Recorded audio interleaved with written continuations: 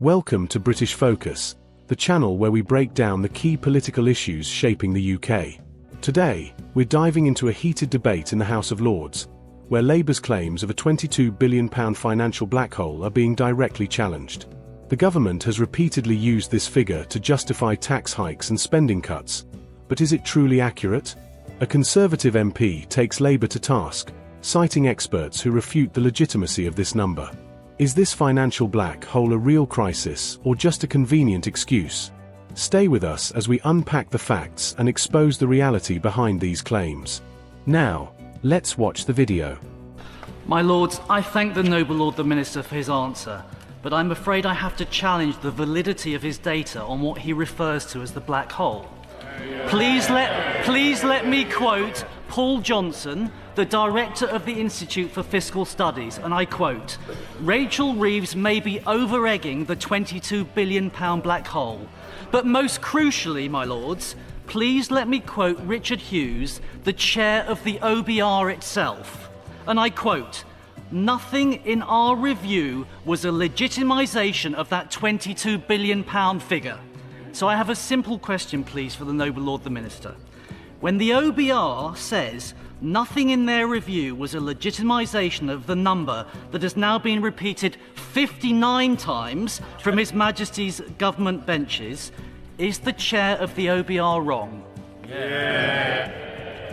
Well, I am rather astonished that the noble Lord has gone on this particular line of inquiry, but I am absolutely delighted that he has, because, you know, as he knows, it's one of my favourite topics, and I hope we can make it 60 times from this dispatch box that I talk about the £22 billion of unfunded spending that we inherited from the previous government. The noble Lord will know that the OBR's review was into the meeting that they had with the Treasury on the 8th of February, when, under the legislation passed by the previous government, the government was obliged to disclose all unfunded pressure against the reserve.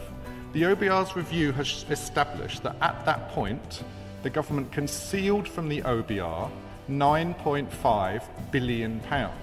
Now, before we dismiss £9.5 billion, that is equal to the entire capital education budget, the entire capital health budget. So that is not a drop in the ocean, that is £9.5 billion.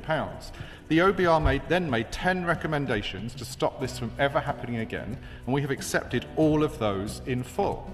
Now, of course, that was just in February. The previous government then had until July. Now, what makes anyone think that because they thought they'd got away with it in February, somehow they stopped up until July? We know Treasury figures show that come the spring budget. Well, it was quite a long question. He asked me specifically to break it down, so I'm answering the question. By the spring budget, that number had reached £16.3 billion. By July, it had reached £22 billion. In reflecting upon the parliamentary debate over the alleged financial black hole, one cannot help but feel a profound sense of disquiet at the manner in which fiscal responsibility is so cavalierly handled by the very people who were once entrusted with the public's confidence. It is striking, and indeed deeply infuriating, that a government which, not so long ago, pledged not to raise taxes has now not only rescinded that promise but has also introduced a barrage of new tax hikes and benefit cuts. The rationale put forward is as dubious as it is desperate, a purported inheritance of a £22 billion deficit left behind by the Tories, a claim that has been bandied about with alarming frequency, repeated 59 times from His Majesty's government benches, and now, as if to leave no room for doubt, intended to be repeated a 60th time from a dispatch box. This isn't merely a matter of numbers on a balance sheet. It is an assault on the trust of the British people, a deliberate manipulation of facts designed to manufacture a crisis that conveniently justifies a radical shift in fiscal policy. What is most galling in this entire charade is the way in which these figures are presented without due scrutiny. During the debate in the House of Lords, a Conservative MP seized the opportunity to interrogate the veracity of the data cited by his Labour counterpart. With remarkable composure, he challenged the minister's reliance on figures that, as it turns out, have no proper foundation. He quoted eminent voices like Paul Johnson, director of the Institute for Fiscal Studies, and even Rachel Reeves, whose apparent tendency to overstate the so-called black hole was laid bare, before ultimately invoking the words of Richard Hughes, the chair of the Office for Budget Responsibility, OBR. Hughes had categorically stated that nothing in their review had legitimised the £22 billion figure. This barrage of authoritative citations should have, one would expect, discredited the number beyond any reasonable doubt. Yet, in a stunning display of political expediency, the government continues to cling to this figure as if it were an incontrovertible truth. For those who have followed the murky twists of fiscal policy over the past few years, it is difficult to escape the impression that this is a calculated strategy to distract from the government's own failings. The notion that Labour's subsequent tax increases and benefit cuts are justified by an inherited fiscal catastrophe smacks of opportunism, particularly when one considers the party's recent actions. It is hard not to draw parallels with the leadership of Keir Starmer, who has been at the helm during these tumultuous times. Starmer, who once sought to represent a break from the reckless policies of the past, now appears complicit in a narrative that transforms political mismanagement into an unavoidable burden on the taxpayer.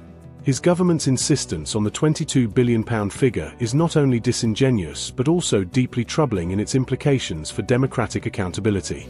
Imagine, if you will, the discomfort of ordinary citizens who are told that the exorbitant tax increases they are now forced to endure are not a result of current mismanagement but rather the inevitable consequence of an inherited financial catastrophe. It is a narrative designed to shift blame, to absolve those in power of their own decisions by attributing all fiscal woes to a ghost from the past, a ghost conveniently summoned whenever fiscal discipline is called into question. The Conservative MP's interrogation in the Lords was a rare moment of clarity amid the obfuscation. His pointed queries and insistence on accountability struck at the heart of the government's claim, forcing us all to ask, if the OBR itself has discredited the £22 billion figure, why do we persist in accepting it as gospel? In the course of his response, the minister's inability to satisfactorily account for the dramatic escalation of the figure, from an initial £9.55 billion concealed in February to an astronomical £22 billion by the spring budget, reveals a staggering lack of coherence in the government's fiscal narrative. When a figure equivalent to the entire capital budgets for education and health is presented without proper justification, it raises fundamental questions about transparency and competence.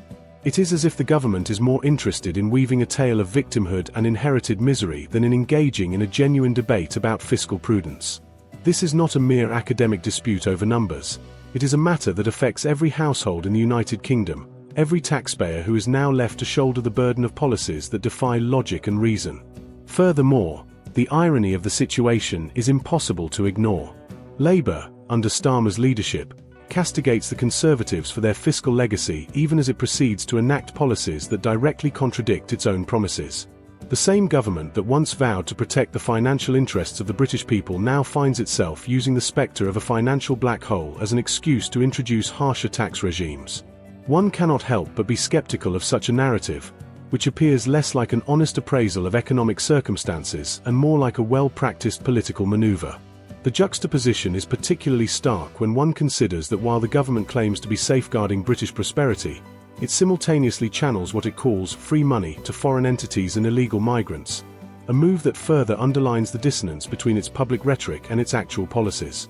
To those who are tired of the endless cycle of broken promises and opaque fiscal management, the events in the House of Lords should serve as a wake-up call. The relentless repetition of the £22 billion figure, despite its clear debunking by experts, highlights a broader pattern of obfuscation and evasion. It is a pattern that undermines public trust and erodes the very foundations of responsible governance. And yet, here we are, left to ponder the audacity of a government that manipulates figures and distorts reality to serve its own ends. It is a betrayal not only of the electorate but of the very principles of democratic accountability. As we engage with this narrative, one must ask, when will the truth finally be allowed to emerge from behind the carefully constructed veil of political rhetoric? How long will we tolerate a leadership that appears to prioritize political expediency over factual integrity? It is incumbent upon us, the public, to demand better. The debate in the Lords is not merely a historical footnote, it is a call to action. A call to scrutinize, to question, and to reject the convenient falsehoods that are presented as incontrovertible truths. In this light, the current leadership under Starmer must be held to account for perpetuating a narrative that is as misleading as it is self-serving. The financial black hole is not just a figure on a page, it is a symbol of a broader malaise that afflicts our political system, a malaise that we must address if we are ever to restore genuine trust in those who govern us.